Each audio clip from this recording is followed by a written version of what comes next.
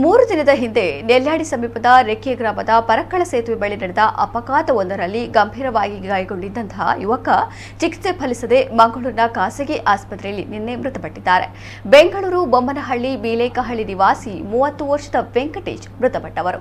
ವೆಂಕಟೇಶ್ ಹಾಗೂ ಇತರ 4 ಕಾರಿನಲ್ಲಿ ಧರ್ಮಸ್ಥಳಕ್ಕೆ ಬರುತ್ತಿದ್ದ ವೇಳೆ ಈ ದುರಂತ ಸಂಭವಿಸಿದೆ.